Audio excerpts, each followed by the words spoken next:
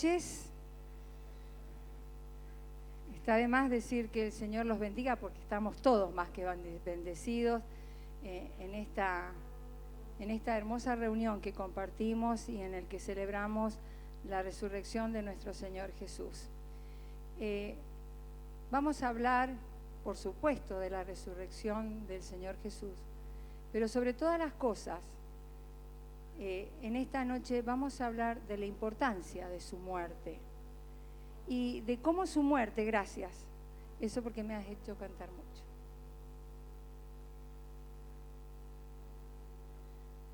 Y de cómo su muerte ha traído significado a nuestra vida y cómo a través de su muerte el Señor nos enseña cómo debemos vivir. Ustedes saben que voy a hacer una confesión. Es la primera vez que de tanto tiempo que vengo predicando, hablo y me toca predicar en esta semana. Siempre lo ha hecho Jorge. Así que para mí ha sido un gran desafío. Y he buscado la ayuda de Arián también para que él me confesionara. Dijo que no iba a decirle, pero lo dije, un power. Así que le voy a pedir a David que por favor vaya colocando el primer, donde esta prédica se titula Así es como debemos vivir. Yo les decía recién que sí vamos a hablar de la muerte del Señor Jesús, pero vamos a hablar de de la importancia que tiene su muerte y de lo que a través de su muerte el Señor Jesús quiso enseñarnos a cómo debíamos vivir. Y vamos a empezar y vamos a buscar la palabra en Primera de Pedro, capítulo 2.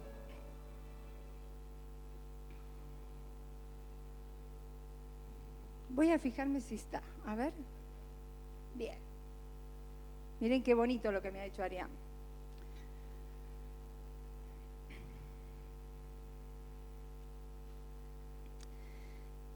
Primera de Pedro. Lo tenemos todos. Está ahí capítulo 2. Dice en el versículo 21. Pues para esto fuisteis llamados, porque también Cristo padeció por nosotros, dejándonos ejemplo para que sigáis sus pisadas. Para esto hemos sido llamados. Cristo padeció por cada uno de nosotros y nos ha dejado un ejemplo. Está hablando del ejemplo de su muerte para que nosotros podamos seguir sus pisadas. La vida de Cristo es indudable que es un ejemplo para toda la humanidad. Como veníamos declarando a través de las canciones, Él padeció, Él pagó el precio por cada uno de nosotros para darnos libertad. Pero no solo para darnos libertad, sino también para marcar un camino por el cual nosotros debemos transitar. Él fue perfecto en su forma de vivir, fue perfecto durante el tiempo en que vivió, pero también su muerte fue perfecta. ¿Y por qué decimos que fue perfecta? Porque a lo largo de la palabra tenemos testimonio de cómo Él vivió, de las cosas que hizo. Y en este texto, específicamente en el de Pedro, dice que, a continuación, dice que cuando a Él lo maldecían, Él no respondía con maldición. Que cuando a Él lo insultaban, Él no insultaba. Que cuando a Él lo agredían o lo amenazaban, Él no actuaba y reprendía o procedía de la forma que hubiera procedido cualquier ser humano, sino que dice la palabra que Él encomendó su causa. Todo eso que le estaba pasando, dice que Él la encomendó a aquel que juzga todas las cosas justamente. Amén. Él, a lo largo de la palabra, también encontramos y vemos cómo el Señor, cómo nos manda a que nosotros debemos vivir, ya lo sabemos, pero lo dice una y otra vez, de que debemos vivir santamente porque Él es santo, que nosotros debemos vivir humildemente porque Él fue humilde, debemos vivir sabiamente porque Él fue sabio, Debemos vivir siendo obedientes porque Él fue obediente. Debemos vivir libres del mundo porque Él vivió libre del mundo. Y si Él pudo vivir libre del mundo, nosotros también podemos. Hay un ateo francés que dice que Jesús es el modelo total, perfecto de toda virtud humana. Y acá hay una frase que dice que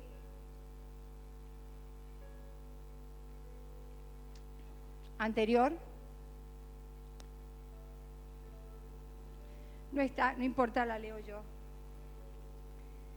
Dice que aprendemos más de la virtud de una persona en su muerte que lo que aprendemos durante su vida.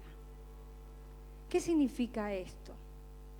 Recién estábamos hablando y todos sabemos porque hemos visto, hemos leído de la agonía y del sufrimiento que el Señor tuvo que pasar en esa cruz. Nosotros no lo podemos imaginar, por más que quisiéramos no podríamos imaginarlo, pero sí sabemos y podemos palpar cuando a nosotros nos duele algo, qué es lo que sentimos, qué es lo que nos provoca, qué tenemos ganas de hacer. Entonces, la revelación más profunda de quiénes somos se produce en el momento de la prueba. La revelación más profunda de quién fue Jesús se produce en la prueba. La prueba revela la virtud. La adversidad revela quién soy. Mientras más profunda es la prueba que nos toque pasar, más profunda será la revelación de quiénes somos nosotros. Déjeme decirle que nadie conoce a una persona cuando está en los mejores momentos. Nosotros conocemos a las personas cuando nos encontramos en los momentos más difíciles. Ahí es cuando realmente aflora quiénes somos. Ahí es cuando nuestra boca se abre para decir, para quejarnos, para murmurar, cuando no estamos en el momento de la prueba más difícil. Y Jesús estaba en el momento de la prueba más difícil. Pero aquí Pedro nos está diciendo que Jesús no fue solo un ejemplo en su vida, sino que Jesús fue un ejemplo en su muerte. ¿Y cómo puede ser Jesús un ejemplo en su muerte?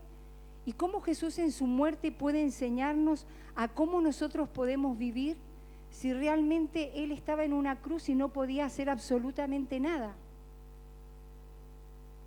Si sus pensamientos solamente los sabía Él, porque no estaban revelados a aquellos que estaban ahí, ni fueron revelados a la humanidad. Pero sí podemos aprender a través de lo que Él dijo, a través de las palabras que Él pronunció. Y ahora sí, quiero que ustedes me sigan, porque a partir de ahora vamos a ir viendo 7 principios que tienen que ver con textos bíblicos referidos a ese momento crucial de su muerte, pero que quizás nosotros no lo hemos mirado de la perspectiva en que la vamos a ver ahora, y que tienen que ver con lo que Jesús quiere enseñarnos a nosotros de cómo debemos vivir, porque su muerte no debe ser en vano. Su muerte tuvo un significado, no solamente traernos libertad, no solamente pagar por cada uno de nuestros pecados, no solamente Él tomó ese lugar, sino que Él tomó ese lugar para mostrarnos que nosotros debemos vivir como Él lo dijo. Vamos a ir a la palabra, y la palabra en Lucas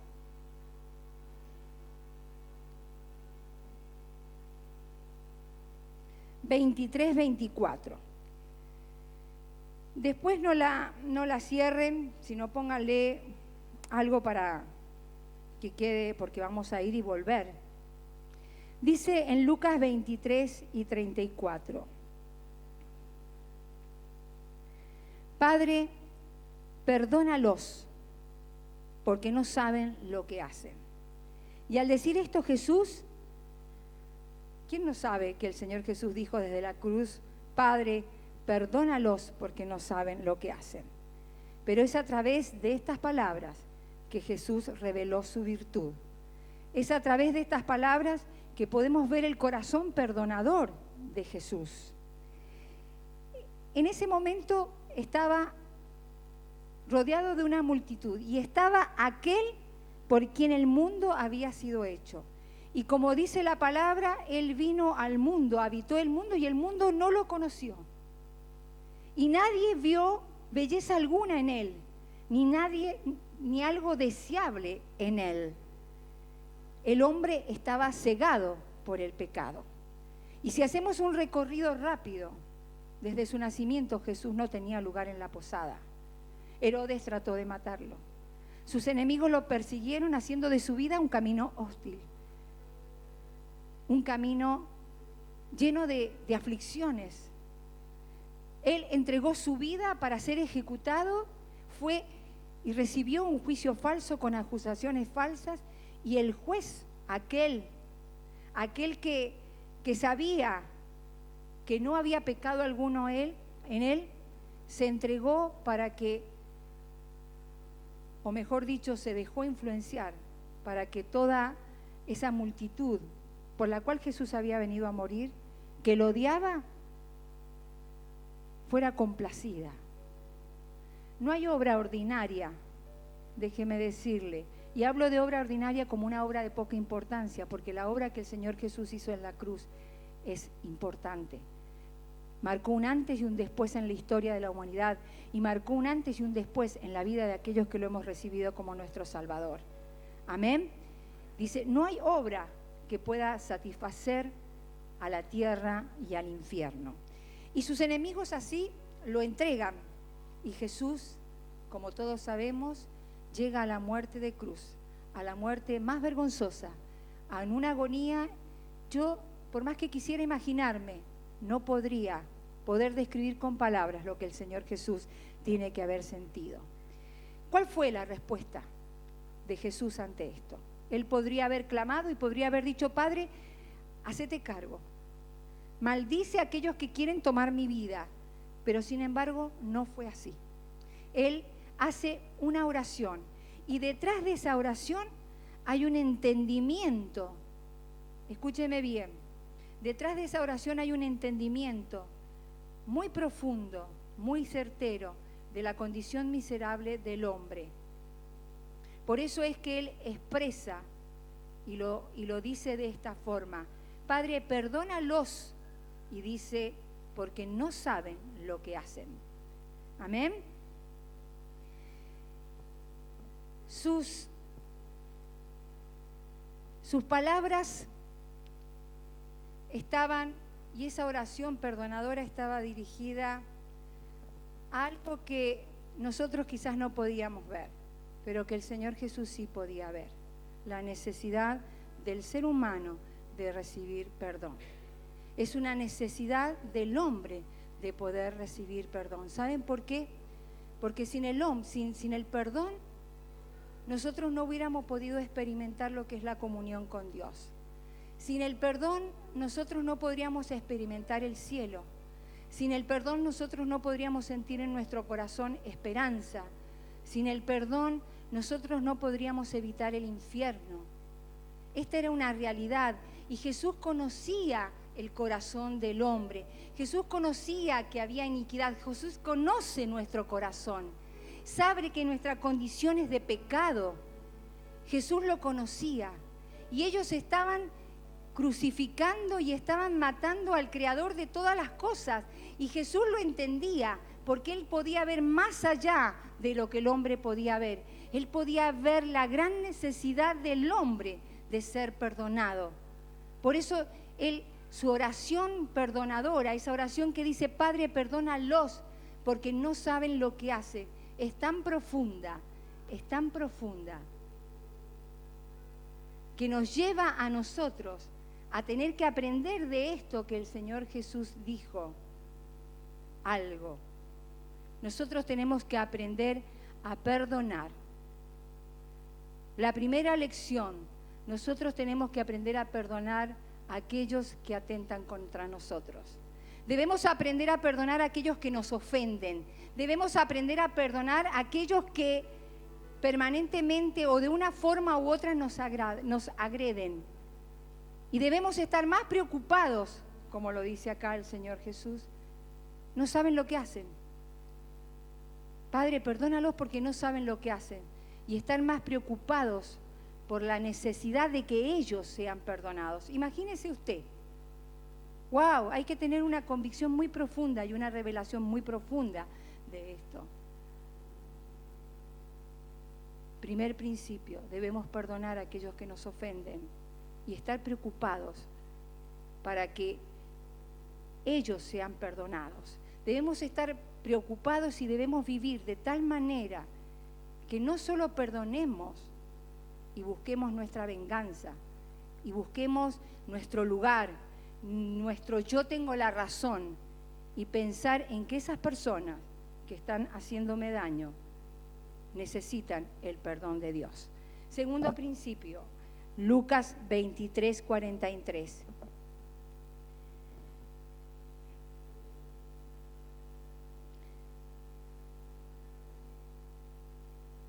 Ustedes saben que, antes de leer esto, muchas veces nosotros tratamos de agradar a Dios. Muchas veces tratamos de hacer cosas para buscar la aprobación de Dios. Pero realmente esto no va a ser posible si nosotros no hemos resuelto el tema del perdón. Si nosotros no hemos establecido una relación con el Señor. Porque si Él lo hizo, nosotros también tenemos que hacerlo. Dice en Lucas 23:43. Entonces Jesús le dijo, de cierto te digo que hoy estarás conmigo en el paraíso. Esto me sorprendió y llenó mi corazón y abrió mi entendimiento. Y quiero que ustedes lean conmigo esto. Dice en el versículo 23, en el versículo 43, pero vamos a empezar del 39. ¿Por qué Jesús llega a decir esto? Y uno de los malhechores que estaban colgados le injuriaba diciendo, si tú eres el Cristo, sálvate a ti mismo y a nosotros. Respondiendo el otro le reprendió diciendo, ¿ni aún temes tú a Dios estando en la misma condenación? Nosotros a la verdad justamente padecemos, porque recibimos lo que merecieron nuestros hechos, mas ningún mal hizo. Y dijo a Jesús, acuérdate de mí cuando vengas en tu reino. Mire lo que dijo el malhechor, acuérdate de mí cuando vengas en tu reino. Entonces Jesús le dijo, de cierto te digo que hoy estarás conmigo. ¿Quién no sabe que Jesús estaba crucificado y habían dos malhechores de un lado y del otro? ¿Quién no sabe que uno de ellos lo injurió diciéndole, lo agredió? Una forma de burlarse diciéndole, si tú eres el Cristo, sálvate a ti mismo y sálvanos a nosotros. Y el otro reprendiendo la actitud de ese otro malhechor y hablando de que tú no temes. Ahora, ¿cómo puede ser que este malhechor haya dicho, Señor, acuérdate de mí cuando vengas en tu reino? ¿Qué es lo que vio este malhechor en la persona de Jesucristo, en la persona de Cristo, para poder pronunciar palabras tan profundas? ¿Qué es lo que vio? Si todavía no había sucedido absolutamente nada. Él estaba en la cruz y una multitud puede haber estado allí y nadie le gritaba, tú eres el Cordero de Dios que quita el pecado del mundo, tú eres el Hijo de Dios, tú eres el Salvador. No había nadie, sus amigos lo habían dejado. El enemigo estaba triunfando en ese momento.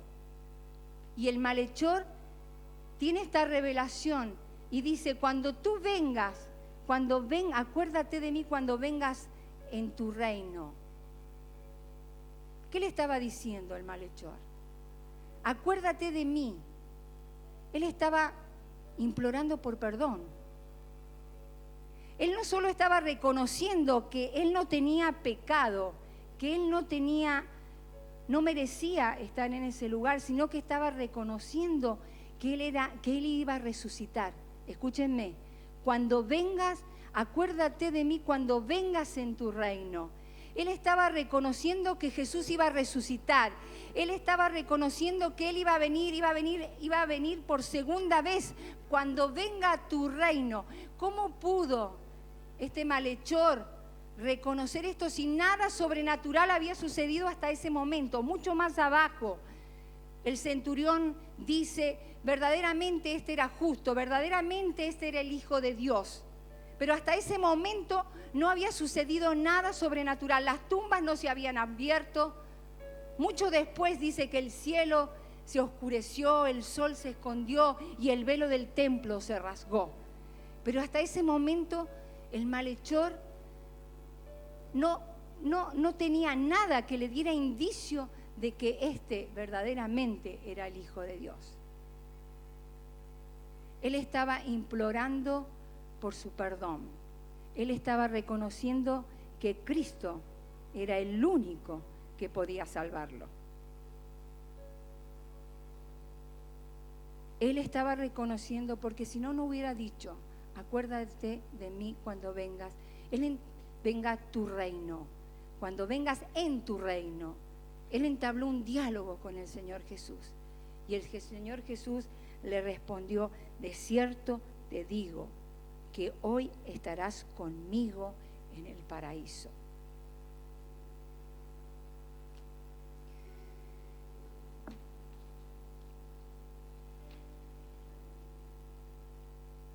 Esto me sorprendió. Esto me abrió el entendimiento. Por eso es que quiero compartirlo con ustedes. Y le pido al Espíritu Santo que Él pueda traer la revelación de esta palabra también a su corazón. Déjeme decirle que esto tiene una explicación muy simple. La salvación no es obra humana. La salvación es obra de Dios. Lo que sucedió allí fue que Dios irrumpió el corazón, la oscuridad del corazón de ese ladrón y reveló esas verdades.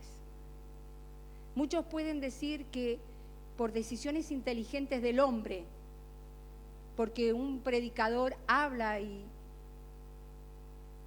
predica su evangelio, porque hay oración, se produce la salvación. Pero no es así. Por todas estas cosas, en forma indirecta la salvación es el resultado de estas cosas, pero en forma directa es la gracia interventora de Dios sobre nuestras vidas.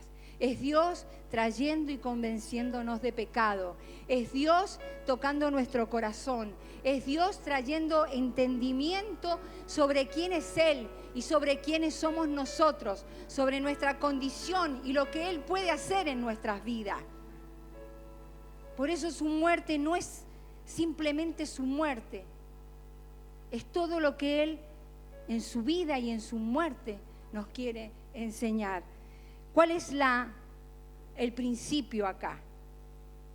Debemos vivir estando preocupados por estar disponibles para que Dios nos pueda utilizar como un instrumento y poder llevar la verdad de la vida eterna a aquellos que están condenados.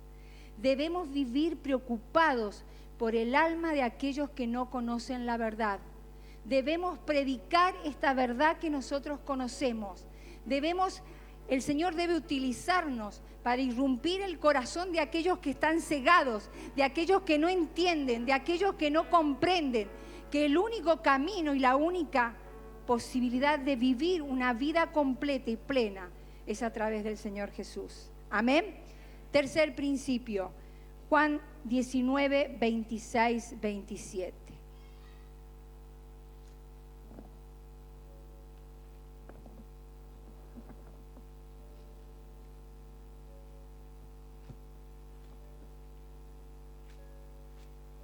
¿Está puesto en la pantalla? Sí.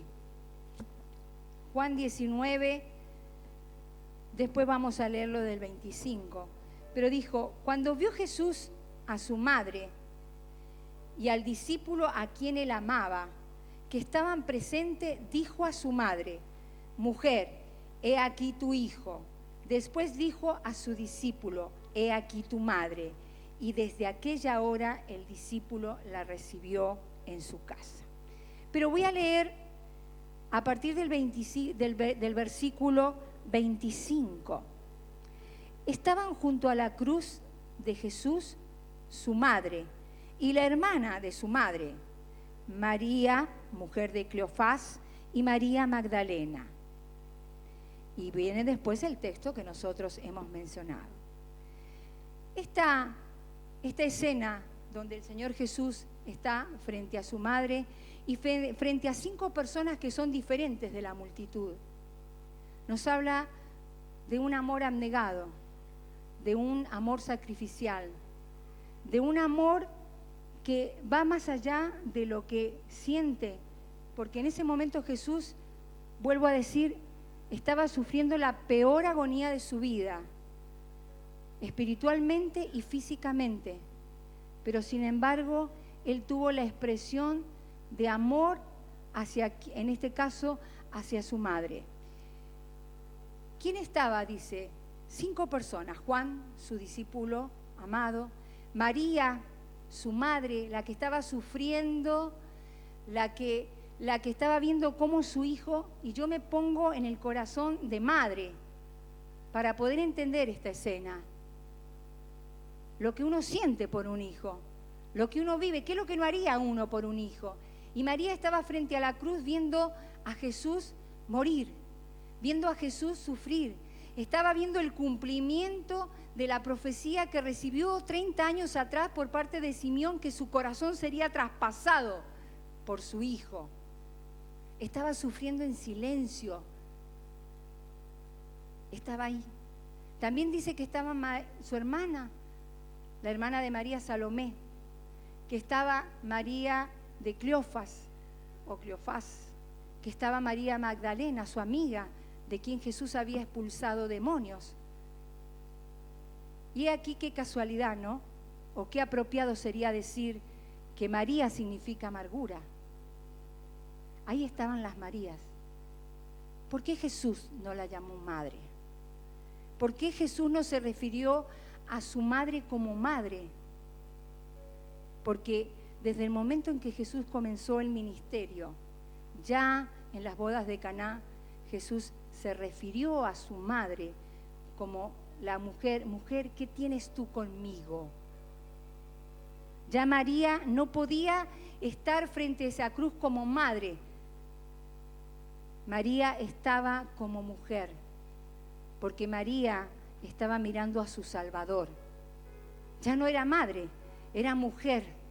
Ella estaba contemplando, aún en el dolor, estaba contemplando a aquel que podía salvarla, el Señor Jesús. Y el Señor Jesús, cuando yo me imagino, yo pienso que el Señor Jesús, por más que era Jesús, por más que era perfecto, por más que Él era Dios, Él estaba viendo el dolor de su madre. Él murió con el dolor de su madre en su corazón. De todos los que estaban ahí, seguramente la que más necesitaba era su madre. Su madre era la que estaba sufriendo. Entonces Jesús, ¿qué es lo que hace? Encomienda a su madre al cuidado de su discípulo amado. Mujer, he aquí tu hijo. Hijo, he aquí tu madre. Jesús estaba preocupado por el destino y la vida de su madre. Jesús encomienda a su madre al cuidado de Juan. José no aparece. José tiene que haber muerto. Y tampoco Jesús podía encomendar a su madre cristiana a aquellos que eran sus hermanos, porque sus hermanos, dice la palabra en Juan 7, que eran incrédulos, que no creían en él. ¿A quién iba a encomendar a su madre? Entonces, el principio aquí es que nosotros nunca debemos estar, así como Cristo tuvo un amor abnegado, un amor de sacrificio, nunca tenemos que estar tan abrumados por lo que nos pasa a nosotros, sino tenemos que estar preocupados por las necesidades del otro. Tenemos que estar preocupados por aquello que le pasa al otro. No podemos agrandar o magnificar mis problemas, mis dolores, mis preocupaciones, porque cuando hacemos eso, perdemos de vista a nuestro prójimo, perdemos de vista al otro. Amén. Vamos al cuarto principio. Mateo 27:46. Dios mío, ¿por qué me has desamparado? Y acá lo voy a buscar porque me encanta. Dice Elí, Elí. Uy, se me cayó el señalador.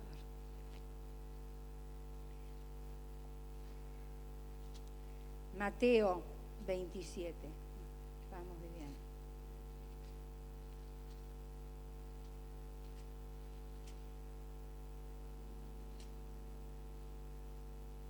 Dice, cerca de la hora novena, 27:46, Jesús clamó a gran voz, diciendo, Elí, Elí, lama sabactani. No sé si está bien dicho. Elí, Elí, lama sabactani. Esto es, Dios mío, ¿por qué me has desamparado? Jesús murió entendiendo la severidad, lo serio del pecado. Jesús murió resistiendo las implicaciones del pecado, las contradicciones del pecado. Busqué la palabra implicar y significa enredar, envolver. Y eso es lo que hace el pecado en nuestras vidas. Nos envuelve, nos rodea, nos engaña, produce en nosotros esas contradicciones. Señor Jesús fue hombre 100%, aunque era Dios, fue hombre 100%. Y Él murió resistiendo el pecado porque sabía que el pecado lo separaba del hombre, lo separaba de Dios. Fíjense lo que Jesús llama la atención. Dice la palabra que cuando lo maldecían, Él no maldecía. Que cuando lo insultaban, Él no insultaba. Que cuando lo amenazaban, Él no hacía nada. Él sufría en silencio. Él no abrió su boca. Pero en este momento, el Señor abre su boca. El Señor clama y dice, Elí, Elí, Dios mío, ¿por qué me has abandonado? Dios mío, porque el pecado trae la separación de Dios. Él dice que vivía en la gloria, compartió la gloria de Dios desde antes de que fuese el mundo. Él era uno con su Padre.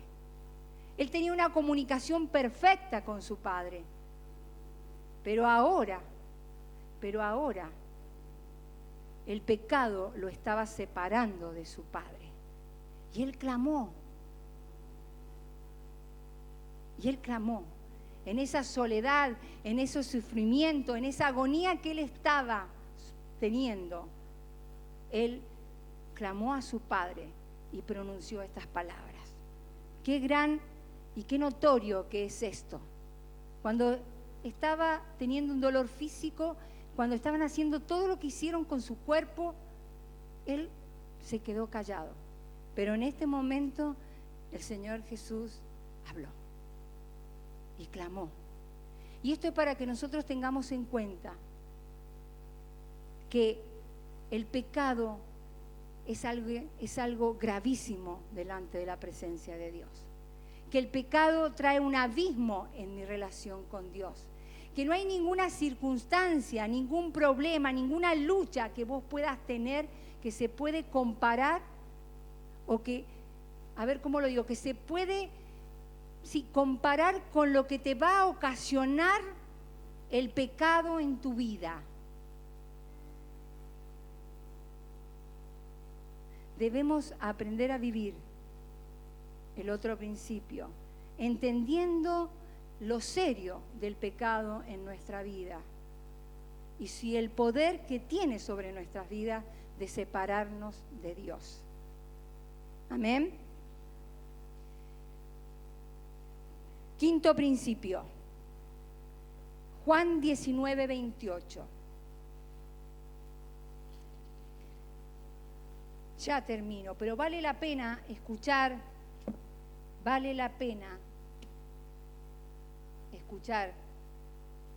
lo que el Señor tiene para decirnos. Juan 19, 28.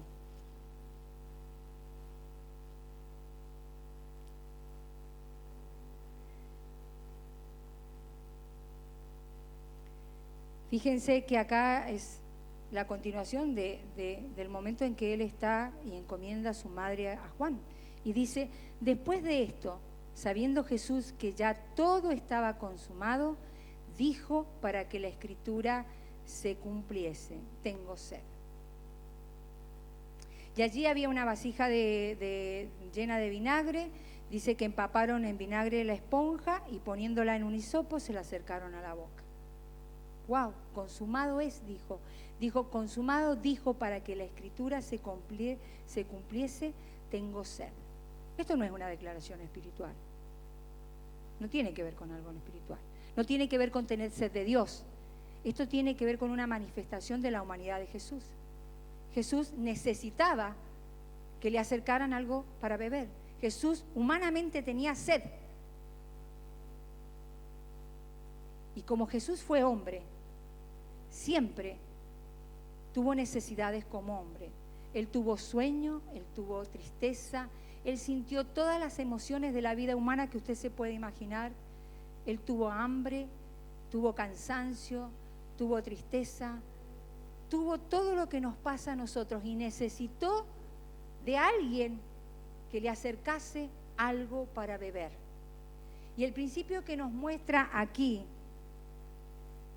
es que nosotros debemos aprender a expresar nuestras debilidades.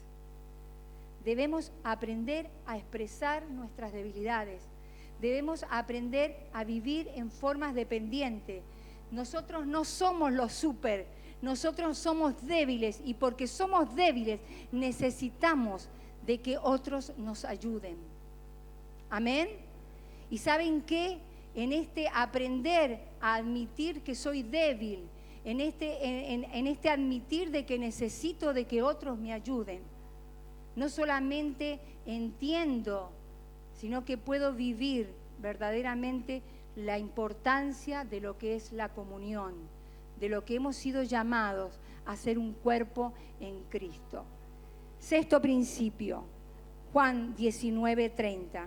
Y cuando Jesús hubo tomado el vinagre, dijo, consumado es. Esta palabra que escuchamos el jueves y que por más que es una palabra difícil, tetelestai, que significa consumado es, habla de que Jesús, como lo escuchamos el jueves, Jesús terminó la obra. Jesús completó la obra que Dios le había encomendado. Jesús terminó la obra redentora, la obra de expiación. Amén. Una cosa es llegar al final de la vida y otra cosa es terminarla. Una cosa es que su vida se acabe y otra cosa es que usted acabe la tarea. Debemos estar más preocupados con el trabajo que Dios nos ha llamado a hacer que con el dolor que el trabajo nos puede traer. Él soportó el dolor porque él vio el final del camino. Él soportó todo lo que soportó porque él sabía de la victoria. Él sabía que iba a ser resucitado. Él sabía. Y nosotros debemos aprender a avanzar en medio del dolor. Nosotros debemos estar preocupados por terminar la obra y por terminar la tarea que Dios a cada uno nos ha dado. Desde predicar la palabra a hacer todo lo que está declarado a través de su voluntad. Estamos llamados a hacerlo porque Él lo hizo. Séptimo principio. Pablo lo dijo esto. Él dijo, y tanto que mencionamos, he acabado la carrera. Pablo lo que quería decir, he peleado para terminar, pero terminé. No es vivir por vivir. No es hacer lo que yo quiero hacer. Hay una obra, Hay algo por lo que el Señor Jesús murió en esa cruz y que tiene que ver con una misión, con un ministerio, con una obra que cada uno de nosotros debemos llevar a cabo, que no la debemos soltar a mitad del camino. Es una vida de compromiso, ¿verdad? Y el último principio dice en Lucas 23:46, Padre, en tus manos encomiendo mi espíritu. Él murió encomendándose a sí mismo al que había prometido cuidar de él. Nosotros debemos vivir encomendando nuestra vida a Dios. Nosotros debemos aprender a vivir echando todas nuestras ansiedades en aquel que ha prometido cuidarnos. Nosotros debemos aprender a vivir confiando, desarrollando la fe, porque aquel que prometió que resucitaría a Jesús, lo resucitó. Jesús murió, Jesús triunfó en esa cruz y se entregó y se encomendó a sí mismo al Padre, porque sabía que el Padre no lo iba a abandonar, porque sabía que el Padre iba a cumplir su promesa de resucitarlo, porque sabía que el Padre iba a... Y así es como nosotros tenemos que aprender a vivir, encomendando toda nuestra vida, todas nuestras ansiedades, todas nuestras preocupaciones en manos de aquel que ha prometido cuidarnos hasta el fin de los tiempos, hasta que Él venga a buscarnos. Jesús vivió una vida perfecta y Jesús murió de una manera perfecta. Y ahora yo les voy a leer lo que acabamos de ver. Debemos vivir los 7 principios. Debemos vivir perdonando a aquellos que nos ofenden, más preocupados por sus necesidades que por nuestro propio anhelo de venganza o por nuestro deseo de que se haga nuestra voluntad. Debemos vivir entregando la verdad a aquellas almas que están condenadas para que sean libertadas. Debemos vivir abnegadamente, siendo compasivos con aquellos que sufren y asegurándonos de que sus necesidades sean satisfechas. Debemos vivir entendiendo las consecuencias del pecado y el poder que tiene para separarnos de Dios. Debemos vivir sin temer el admitir que soy débil y permitir que otros satisfagan nuestras necesidades, para que nosotros aprendamos a vivir en comunión, aprendamos a disfrutar del poder que se mueve en el cuerpo de Cristo. Debemos vivir no hasta que nuestra vida termine, sino que debemos vivir para terminar el trabajo que Dios nos ha dado a cada uno de nosotros. Debemos vivir y morir encomendando nuestra vida a aquel que tiene cuidado de nosotros. Así es como debe vivir. Jesús nos enseñó a través de su muerte y a través de lo que dijo, de las palabras que dijo, cómo debemos vivir. Y dice que por ser perfecto, su Padre lo exaltó hasta lo sumo. Y está sentado junto a la diestra del Padre. Y juntamente nosotros estaremos con Él. Porque así como lo resucitó a Cristo, así nosotros vamos a ser resucitados. Pero Viviana, ¿cómo voy a estar sentada juntamente con Cristo si soy imperfecta? Si yo no soy perfecta. Si yo no puedo perdonar. Si yo no puedo tener comunión. Si yo no siempre creo y siempre confío, si yo dudo, si hay momentos en que hago la vista y no cubro la necesidad del otro, si dejo que el pecado esté en medio de mí porque me gusta, ¿cómo puedo ser perfecta si todas estas cosas no las puedo cumplir? Claro que sí. Por eso es que la raza humana, porque no podemos vivir así, es que la raza humana está condenada al infierno, pero hay una esperanza. Dice la palabra en Hebreos 10:14, porque por una sola ofrenda hizo perfectos para siempre a los santificados. Una sola ofrenda, la de nuestro Señor Jesús. Nosotros estamos condenados, estaríamos condenados.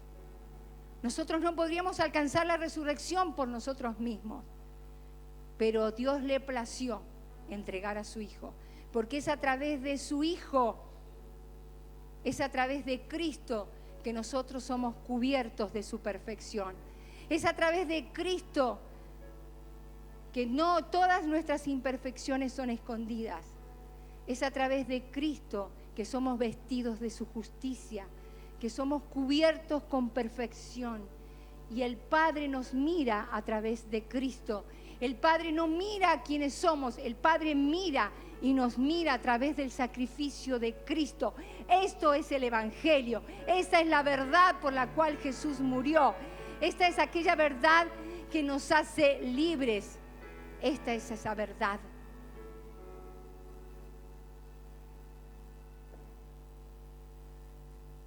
Ahora, aún siendo cubiertas por el Señor Jesús, aún siendo justificadas por Él, aún siendo declaradas por Él, aún estando escondidas en Cristo Jesús, no vamos a alcanzar la perfección plena y total hasta el día en que el Señor venga a buscarnos. Pero está en usted y está en mí el querer vivir como Dios vivió, el poder alcanzar esa perfección, que no tiene que ver con que debo ser perfecta, no cometer pecado, sino ese reconocimiento de todo aquello que yo soy en Cristo. Todo lo bueno que puede haber en su vida, todo lo bueno que usted puede alcanzar en su vida, siempre va a ser a través de Cristo. Siempre va a ser a través del poder de su resurrección, de la manifestación de Él en nuestra vida. Por eso no hay obra ordinaria, porque podemos decir ordinaria, que pueda hacer el hombre para complacer a Dios.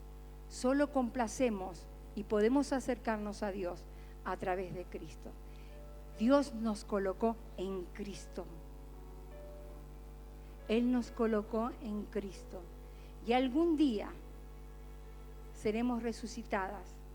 Algún día resucitaremos, porque espiritualmente la palabra declara que nosotros hemos resucitado juntamente con Cristo y que estamos sentados en los lugares celestiales junto a Él. Esa es la autoridad. Esa es la autoridad y el poder que Dios te da. El saber que desde ya hay un lugar que el Señor te ha otorgado, sobre el que tenés el poder para poder, no digo enseñorearte, no sé si es la palabra apropiada, pero para tener el dominio sobre cualquier circunstancia. Es mayor el poder que tenemos nosotros en Cristo que lo que el mundo puede tener sobre nosotros. Es tu decisión y es mi decisión de poder vivir bajo la perfección de Cristo. Amén. Póngase de pie.